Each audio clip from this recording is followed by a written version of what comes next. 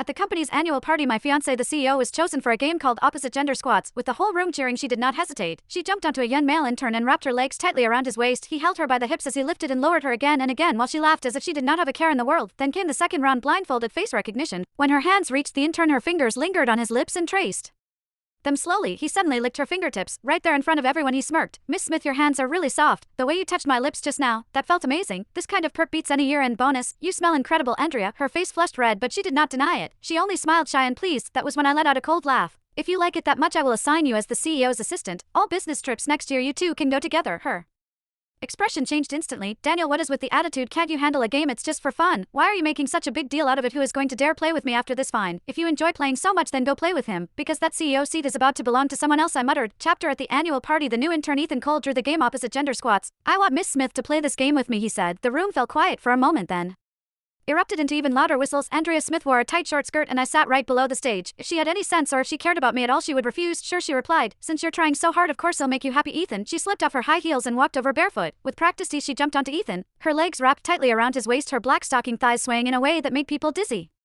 Ethan gripped her hips and moved up and down, sometimes fast, sometimes slow. Andrea let out faint, ambiguous moans in rhythm with the motion. The glass in my hand nearly shattered. Someone glanced at me, their eyes full of sympathy. When the squats ended, Ethan didn't let go. Andrea didn't get down either. Ethan took the chance to grab her, but I expected her to be angry, but her breathing only grew heavier. If this continued, they would likely start going at it on stage. The host quickly intervened and moved the event to the second round, blindfolded face recognition. Andrea was chosen. She put on the blindfold and several female executives stepped forward. She touched each of them, then pushed them away in apparent disgust. Then it was Ethan's turn. He leaned in deliberately, bringing his face very close. Andrea's fingers brushed over his brow bone and the bridge of his nose, then paused at his lips. She rubbed them several times. Suddenly Ethan stuck out his tongue and licked her fingertip. The gesture was unmistakably suggestive. Andrea pulled her hand back as if startled, but she did not get angry. Instead, she smiled shyly. "In front of hundreds of people," Ethan teased, "Miss Smith, you're really soft. I mean, your hands. The way you touched my lips just now felt amazing. This perk is way better than a year-end bonus." Andrea removed the blindfold, her cheeks flushed. She shot him a playful glare. "Such a sweet talker." I could not hold back any longer and walked to the front of the stage. "Since you like this perk so much, I'll arrange for you to be the CEO's assistant." I looked at Andrea, my voice calm. "That way you two can enjoy yourselves properly." The smile on her face froze. She snatched the microphone and slammed it to the ground. "Daniel, what's with your sarcasm? Can't handle a game?" She pointed at my nose and began to shout. "The annual party is just for fun.